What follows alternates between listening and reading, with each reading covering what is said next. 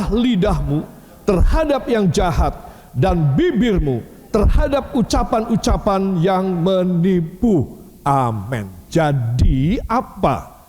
Ayat yang pendek ini yang dalam maksudnya saya katakan tadi apa? Artinya bahwa lidah dan bibir kita adalah katalisator dan produsen. Katalisator adalah elemen, zat, ataupun sesuatu objek yang membuat terjadinya sesuatu hasil. Saya ambil satu contoh, ya. Di dalam orang membuat tape, ini contoh paling simple, orang membuat tape, ya, tape beras, tape ketan, tape pohung. Pohung itu kalau di sini apa? Apa? Singkong. Ya. Tape singkong itu ada katalisatornya, yaitu RAGI. Apa? Ragi. Nah, ragi inilah yang dilumurkan pada objek tersebut, ya, pada bahan tersebut sehingga bahan tersebut menjadi tape. Kalau tidak ada ragi, saudara mau panasin dia, mau masak dia, mau godok dia sampai apapun, nggak bisa jadi tape, tidak bisa. Ya, nah itulah katalisator. Lidah adalah katalisator untuk kejahatan. Jagalah lidahmu terhadap yang jahat. Sebab kalau kamu nggak jaga, kamu bakal masuk dalam tindak kejahatan. Aneh ya? Bukankah tangan harusnya, atau kaki, atau senjata untuk saya bisa bertindak kriminal? Firman Allah bilang bukan, lidahmu.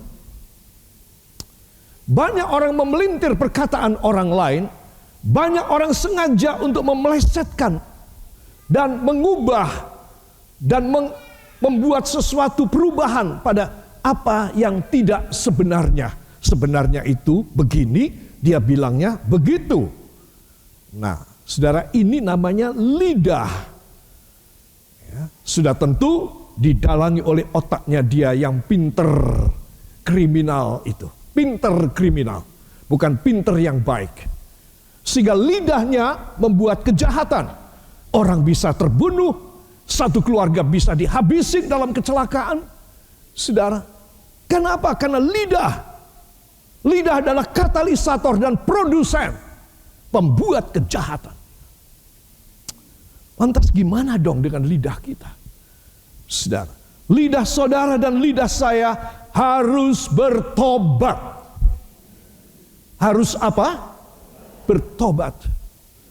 Let our tongues must be repented, and God changed every word that come out from your tongue and your lips and your mouth. Saudara, kita harus membuat lidah kita bertobat. Gak usah omong yang tidak baik, gak usah omong yang tidak jelas, gak usah diomongkan semua yang kau putar balik. Itu cukup dalam hatimu, lantas minta ampun. Tuhan, hamba tidak mau bilang ini. Ini rekayasa hamba.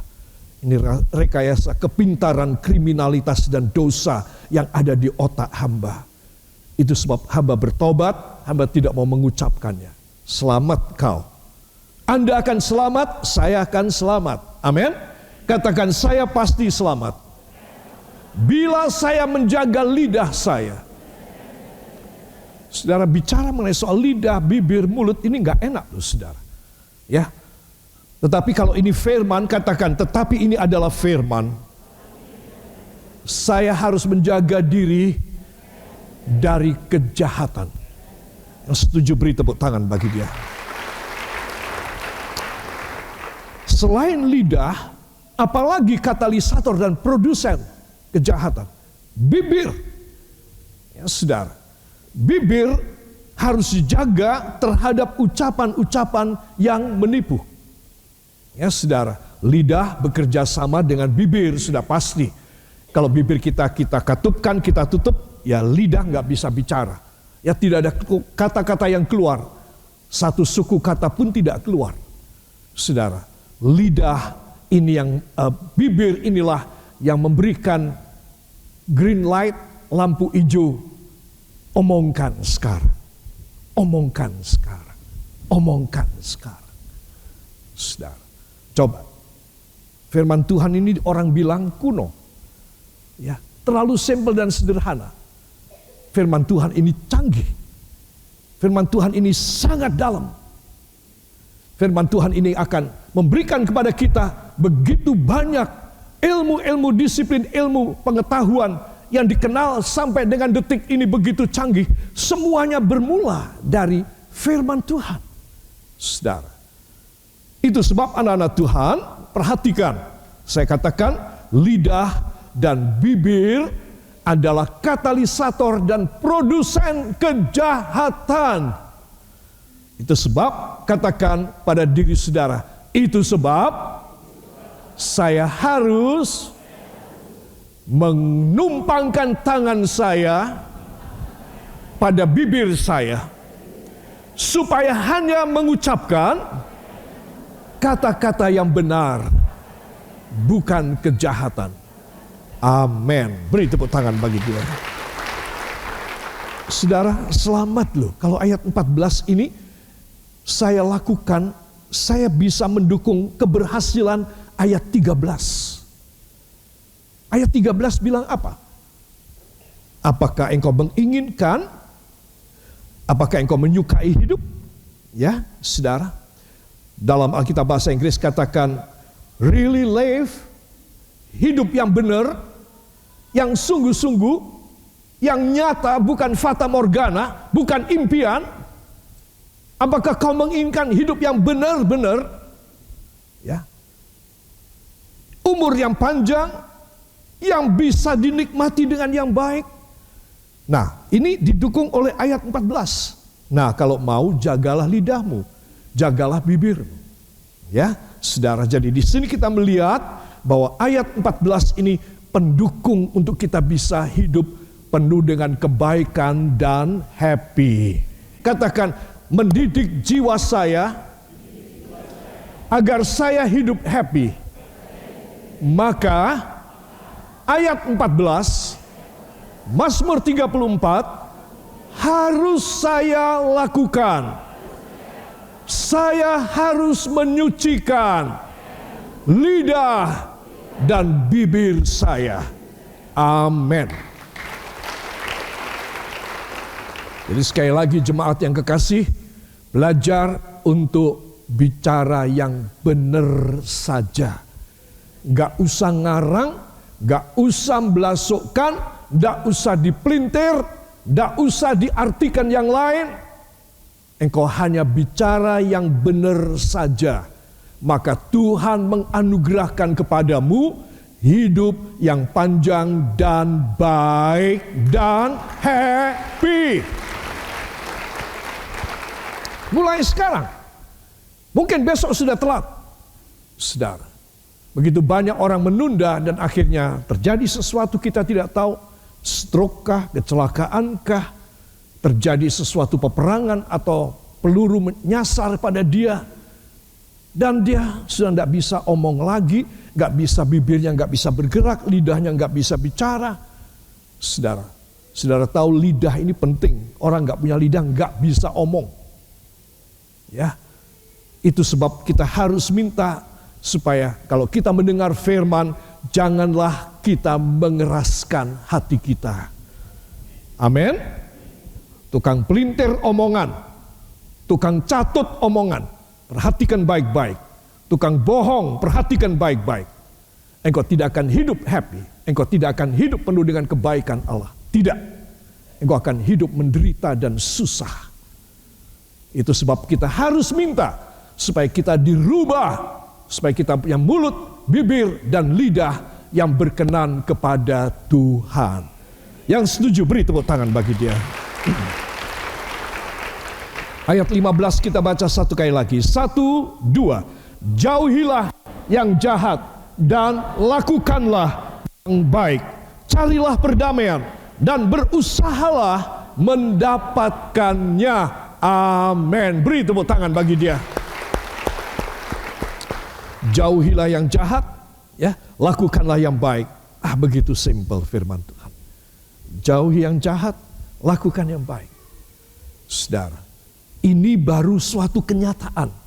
Ya, saudara, kenapa? Karena dari konsep kita tahan semua yang tidak baik. Gak sampai keluar dari mulut kita. Gak sampai terucapkan oleh kita.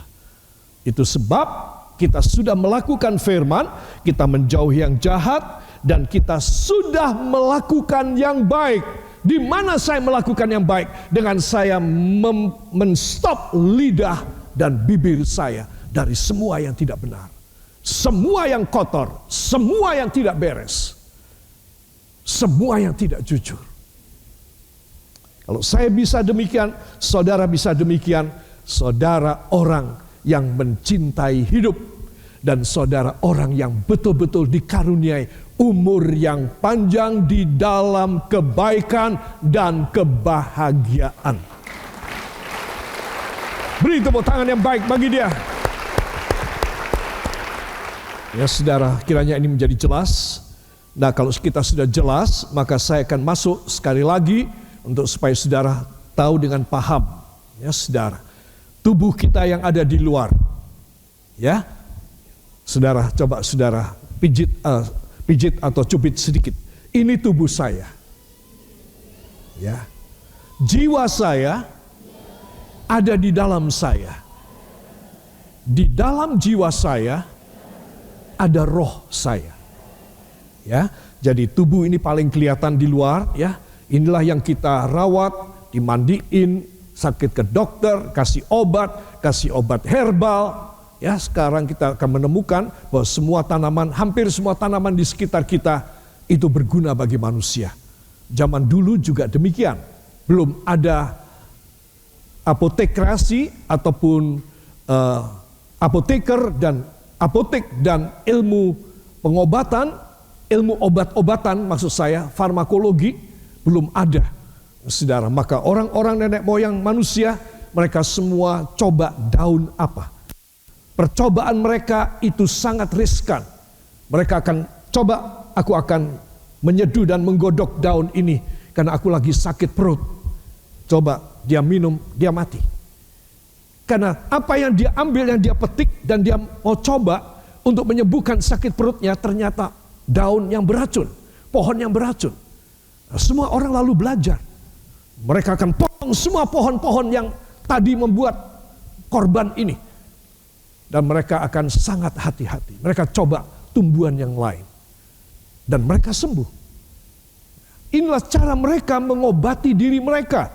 Dengan percobaan, dengan harga nyawa. Sudah. Ya, ini kenapa? Karena tubuh mereka ingin dirawat. Aku gak mau menderita deh. Masa aku harus sakit terus? Aku mau coba. Jangan-jangan buah ini bisa menyembuhkan aku. Dicobalah. Ya. Puji Tuhan kalau itu menyembuhkan dia, saudara. Nah, tubuh ini yang kita rawat, saudara. Dan tubuh ini mempunyai 5 indera, yaitu indera pendengaran, telinga, indera perabaan pada kulit kita. Kita bisa ya dijamah kita kerasa, ya kena air panas kita kerasa, ya dicubit kita sakit, dan kemudian hidung membau, lidah merasa, ya saudara.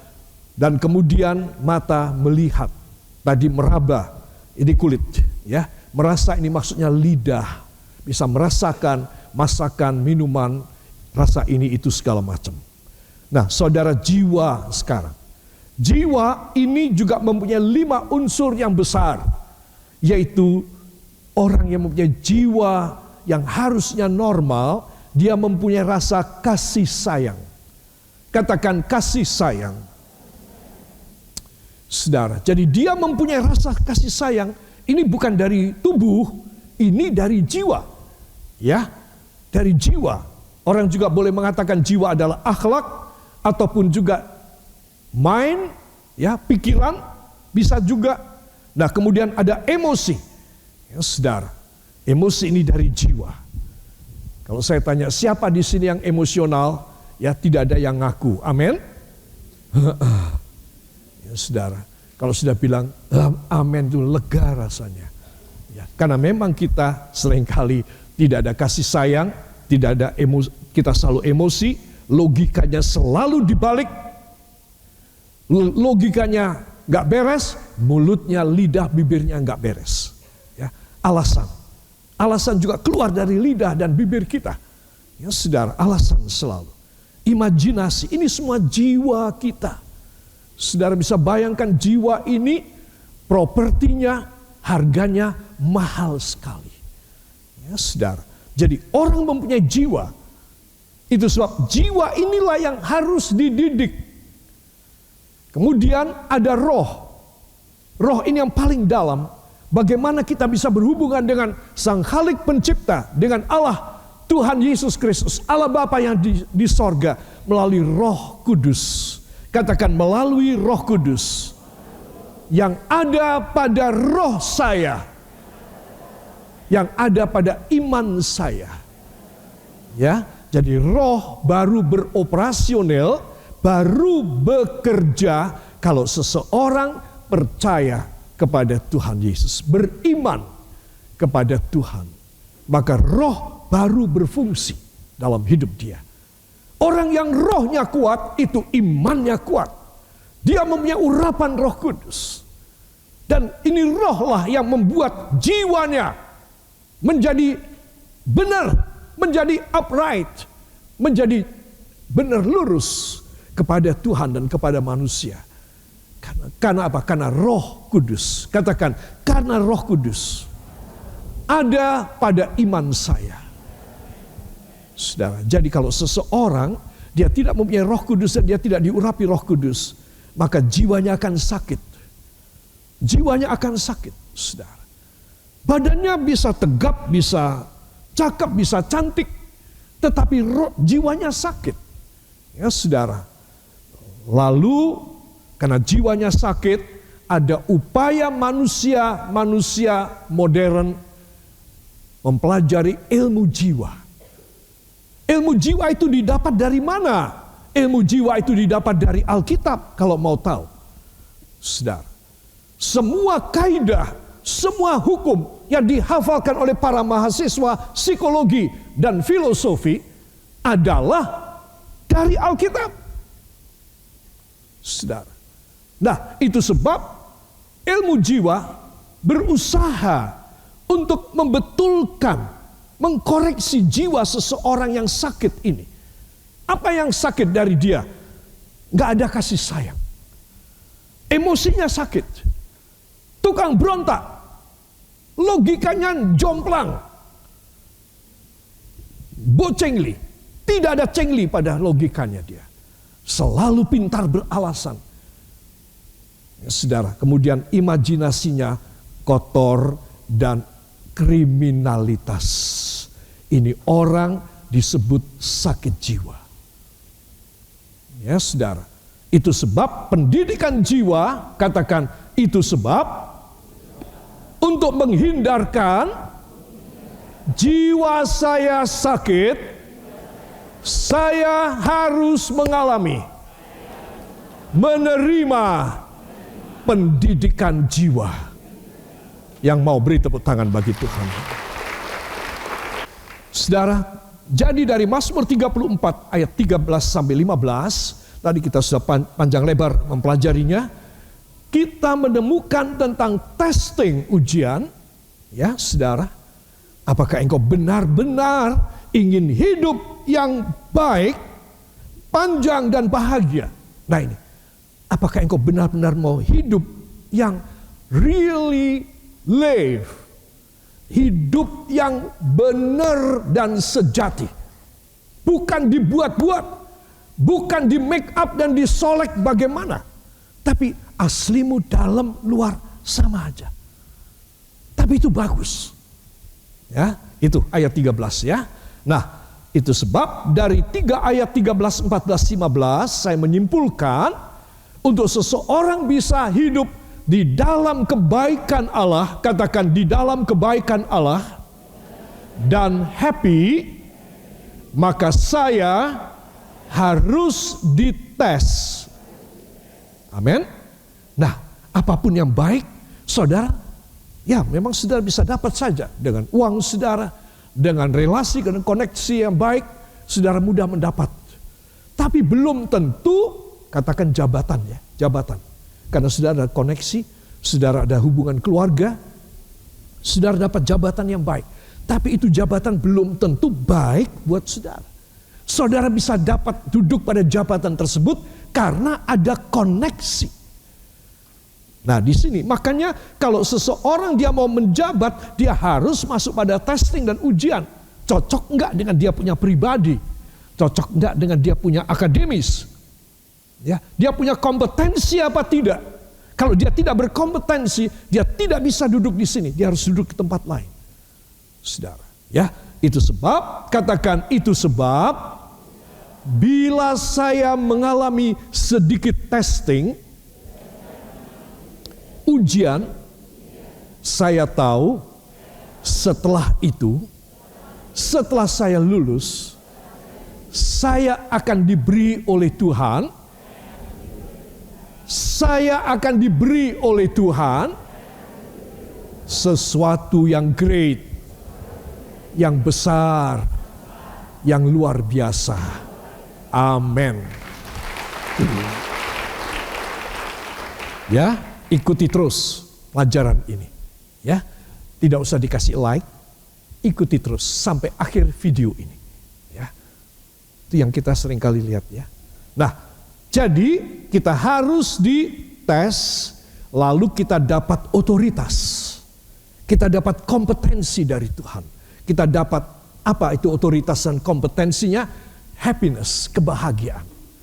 Yang mau beri tepuk tangan bagi Tuhan. Haleluya. Saudara, mendidik jiwa agar happy, ya, ini ayatnya kita sudah mengerti ya. Satu tadi kita sudah lihat, kita harus mengalami apa? Testing, ujian. Ya saudara, kalau tidak ada testing, tidak ada ujian, ya semuanya akan gak karu-karuan semuanya. Nah itu sebab para kekasih, siapkan. Yang pertama apa testingnya? Sabatkan tubuh dan jiwa. Dan luluslah ujian persepuluhan Anda. Saudara, kan kita bicara soal happy. Persepuluhan dan sabat akan membuat saudara benar-benar mempunyai sesuatu kekayaan properti yang mumpuni. Saudara bersabat, artinya saudara itu mempunyai satu hubungan yang baik dalam kebaktian ibadah saudara kepada Tuhan. Kita membuat sabat diri kita di dalam rumah Tuhan, nanti kita akan pelajari. Dan untuk segi keuangannya apa?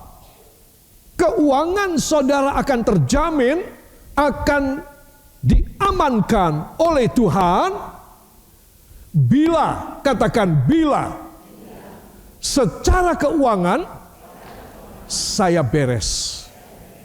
Itu aja.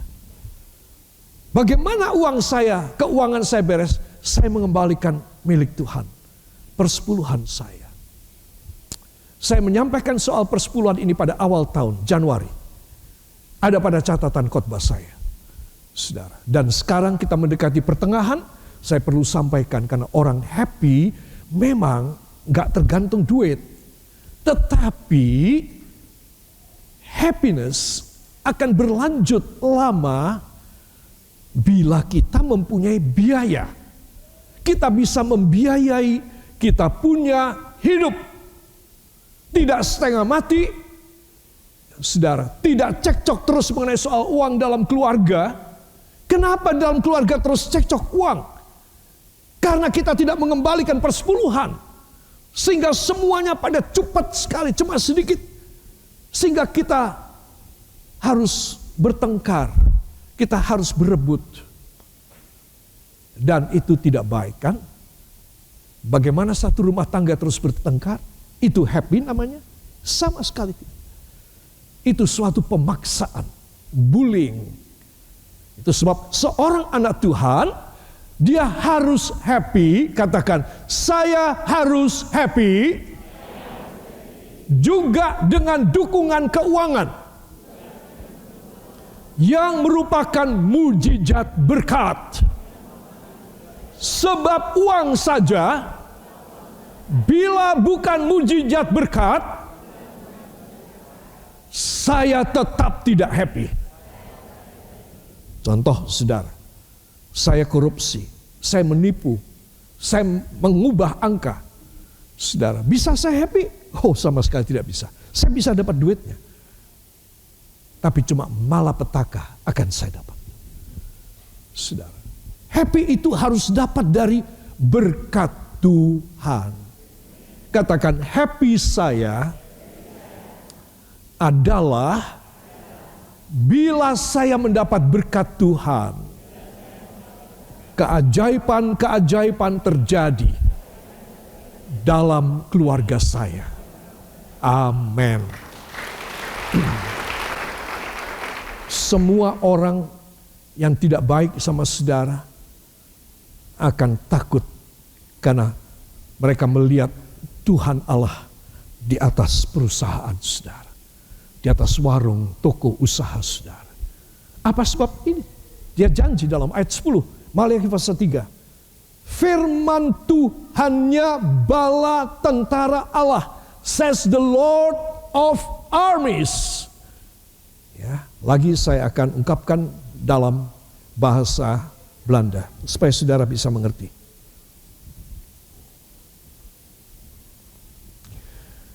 Kenapa saya pakai bahasa Belanda ini, saya ungkap ya. Kenapa saya kutip Alkitab Belanda?